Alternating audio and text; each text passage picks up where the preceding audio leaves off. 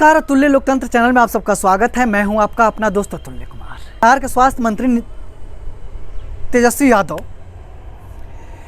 Muzaffarpur hospital में औचक निरीक्षण पे पहुंचते हैं और वहां की व्यवस्था देख के और वहां के कार्य करने का तरीका देख के एकदम बिफर पड़ते हैं, गुस्सा हो जाते हैं और वहां के डॉक्टरों को और वहां से जुड़े पदाधिकारियों को सुनाने लगते हैं। एक बार आप लोग ये पहले वीडियो देख लें, फिर हम एक बार बात करते हैं।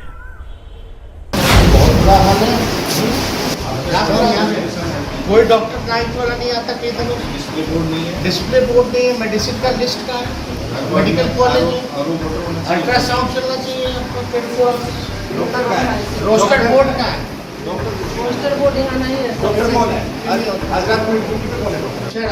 स्वाइन फ्लू का यहाँ केसेज होता है, आप लोग को समझ में नहीं आता है। यहाँ स्वाइन फ्लू का केसेज होता है कि नहीं? कैसे खुला है खिड़की? अभी कोविड का समय बंद कर, आप लोग क्या देखा कि तेजस्वी भैया एकदम गुस्से में बोल रहे हैं कि क्या कार्य है और कैसा सुविधाएं है और हमारी ये जो सरकार है वो सुनवाई और कार्रवाई पे विश्वास रखती है।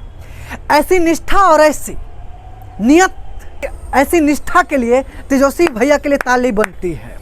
लेकिन कहना चाहूँगा तेजस्वी यादव से कि भैया अगर यही कार्य और यही निष्ठा अगर पूरे बिहार के लिए और हर एक हॉस्पिटल के लिए और हर एक बिहार के स्कूल के लिए अगर दिखा देना तो बिहार फिर से वही नालंदा जैसे विश्वविद्यालय और गौतम बुद्ध को जहां ज्ञान मिली वही धरती बन जाएगा। लेकिन आप लोग ये समय समय पर अब राजनीतिक और राजनीतिक फायदे के लिए ये कार्य करते हैं।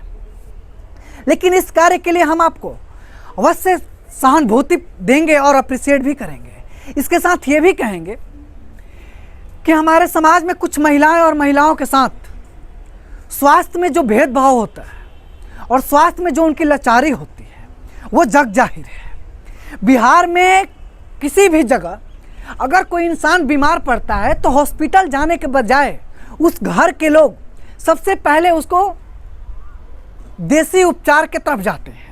देसी उपचार यानी कि उसको जोड़ दिया जाता है कि इसको भूत हो गया है, इसको नज़र लग गया है और वो बाबा के तरफ रुख करते हैं। महिलाओं को अगर महिला से संबंधित है, अगर उनको बीमारी होती है, अगर कुछ भी फीमेल प्रॉब्लम होता है तो वो ओझा के तरफ जाती हैं। ओझा यानी झाड़ फूंक के तरफ जाती है, काला जादू और इन सब पे विश्वास करती हैं। इसका सबसे ज़्यादा कारण है अशिक्षा और इस अशिक्षा को बदतर स्थिति में लाने के लिए आप इससे नकार नहीं सकते। आपका पिताजी और आपके चचा जी नीतीश कुमार, इनके बदौलत ये हालात हुआ। क्योंकि अगर बिहार में शिक्षा होता और बिहार की समाज शिक्षित होती तो काला जादू और झाड़ फूंक के तरफ रुख नहीं करती ये समाज। और झाड़ फूंक के तरफ रुख करने का एक और कारण है कि जो हॉस्पिटल है वहाँ पे जाने के बाद जो सरकारी हॉस्पिटल है डॉक्टर नहीं है। डॉक्टर साहब उसी हॉस्पिटल के बगल में एक क्लिनिक खोल के बैठल हैं। वहाँ पे 300-400 रुपया फाइन एडमिशन चार्ज लगता है फॉर्म का, और दीजिए और उपचार करेंगे। तो आम जनता के पास ही पैसा है ये नहीं है, कैसे कि बिहार में रोजगार है ये नहीं है। ये तो आप जानते हैं ना, 1 साल पहले तक नीतीश कुमार के खिलाफ करिए रहे थे रोजगार यात्रा।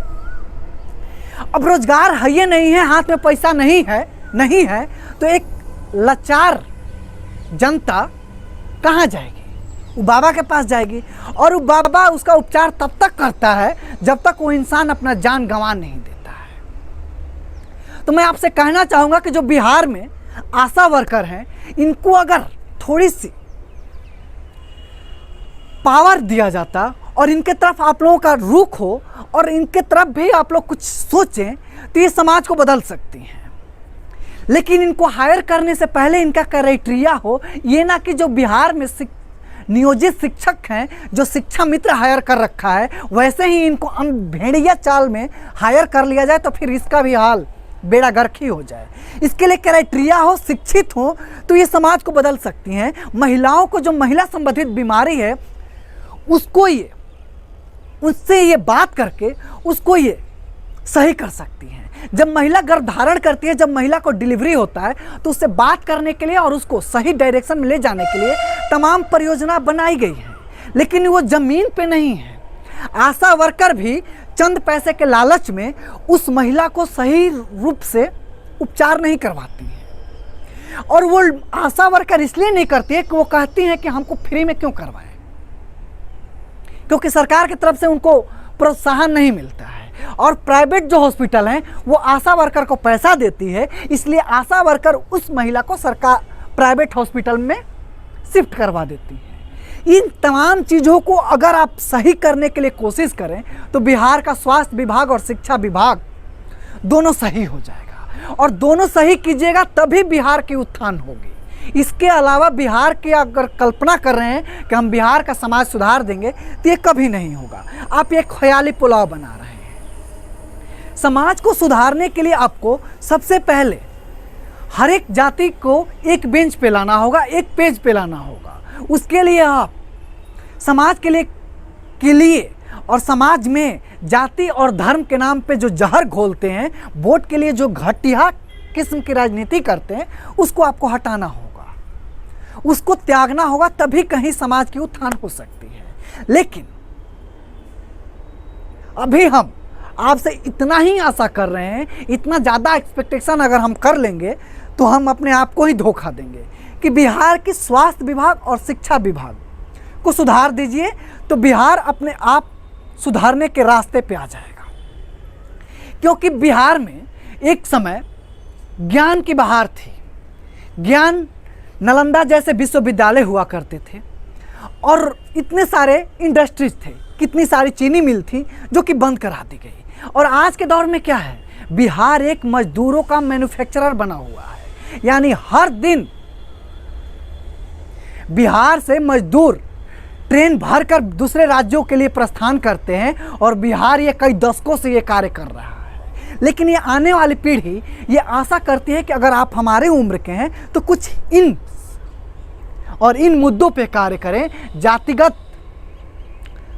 और जाति और धर्म के नाम पे तो पूरी राजनीतिक पार्टियां लड़ ही रही हैं। हम आपसे ये आशा करते हैं अगर ये कर दीजिएगा तो फिर बिहार में और बिहार की जनता आपकी वाह वाह तो करेगी ही। एक आम जनता का 3 ही चीज़ सबसे मेन ज़रूरत होता है, शिक्षा, स्वास्थ्य और रोजगार। अगर तीनों से ये समृद्ध है और तीनों इसके पास है तो और एक आम जनता को और कुछ नहीं चाहिए। क्योंकि जब तीनों चीज़ होगी तो आपका प्रशासन और शासन बहुत ही सही होगा, तभी ये सही होगा। इसके अलावा और इसके बिना कुछ नहीं होगा। तो आज के वीडियो में इतना ही, और इसी कल्पना और इसी विश्वास के साथ आशा करते हैं कि आप शिक्षा और स्वास्थ्य और रोजगार पे भी कार्य करेंगे और पारदर्शिता के साथ करेंगे। ये ना कि भेड़ चाल और पैसे के बल पे तमाम पदों पे वैकेंसियां को पूर्ति की जाएगी और घोटाला और घपलों और माफियाओं के भेंट चढ़ जाएंगी। अगर फिर से वही कार्य होगा तो फिर तो बिहार बदहाल और बदस्तर धरा रसातल में जाने के लिए मजबूर होगा ही। तब तक के लिए जय हिंद, जय बिहार, खुदा हाफिज।